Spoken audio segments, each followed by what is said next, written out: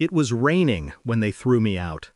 The kind of rain that makes everything feel temporary. Words, promises, even dignity. "Get out, you lowlife," her father had said. His voice cracked somewhere between disgust and fear. The kind of fear men hide behind arrogance. My wife stood beside him, silent. She didn't stop them, she didn't even flinch, just looked away, as if I were something on the bottom of her shoe. Uneducated trash. That was their favorite phrase.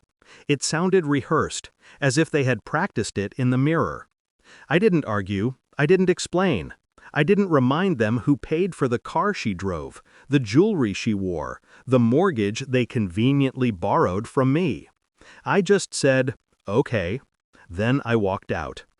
They thought silence was defeat. They were wrong. That night I packed a single bag. No calls, no messages, just distance.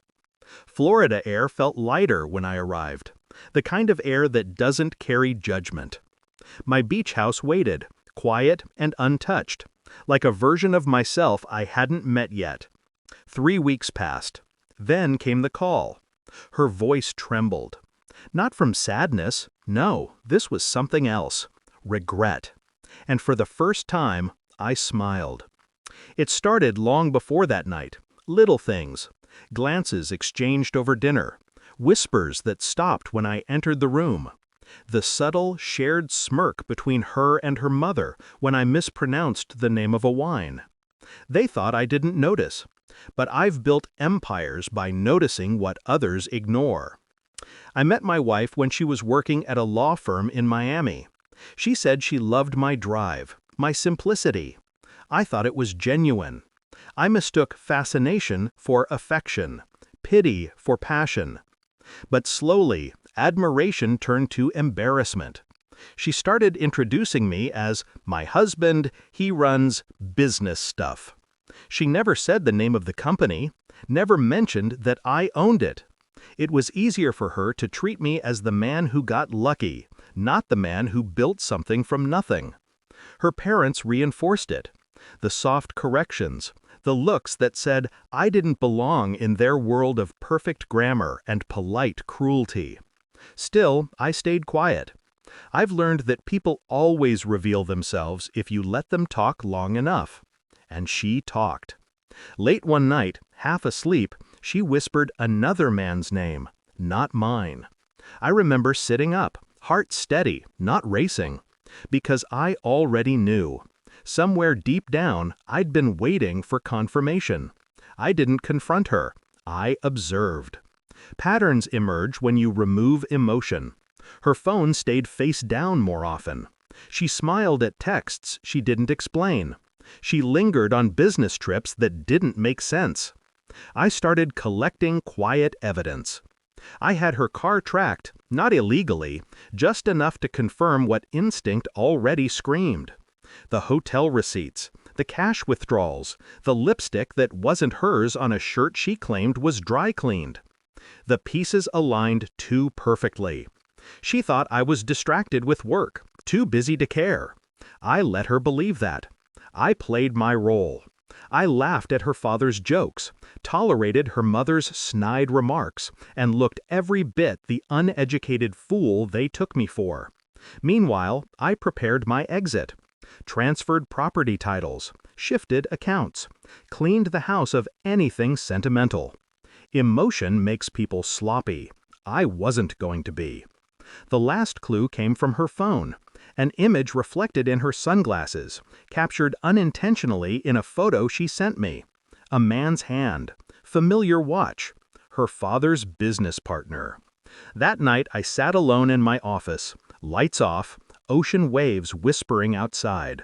I didn't feel rage, I felt clarity. 3 days before they kicked me out, I received the final confirmation. A private investigator's report, photos, dates, text transcripts.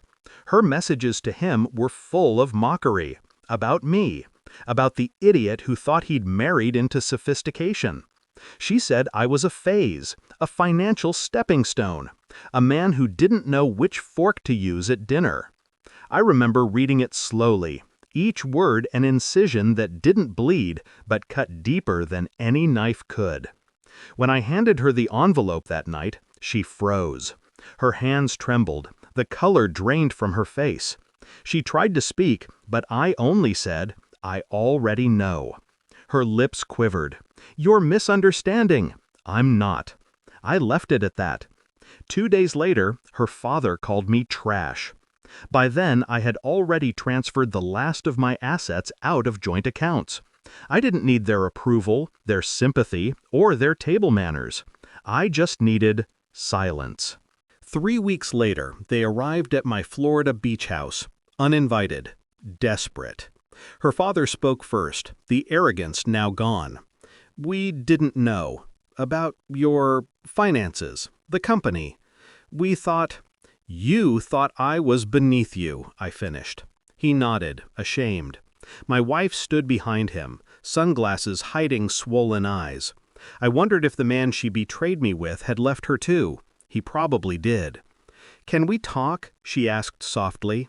I looked at her, not with anger, but with a kind of detached pity, the way you might look at a painting that once moved you, but now means nothing. I gestured toward the sea. "Everything you wanted is right there. Go chase it." Her mother tried to apologize, fumbling through half-formed words about misunderstanding, pride, family. I let them speak. Let them sweat. Let them see what quiet power really looks like.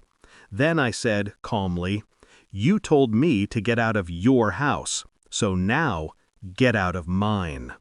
They didn't argue. The door closed with the same sound my heart made weeks ago. That night, I sat on the balcony, glass of whiskey in hand, watching the tide erase footprints from the sand. It's funny how fast people vanish when the money shifts direction. She hasn't called since. I know she won't. Pride is a prison too. I don't hate her. Hate requires energy, and she no longer deserves any of mine. They called me uneducated. Maybe they were right, but intelligence isn't learned from books. It's earned in silence, in knowing when to walk away. The ocean moved the same as it always had, indifferent, endless.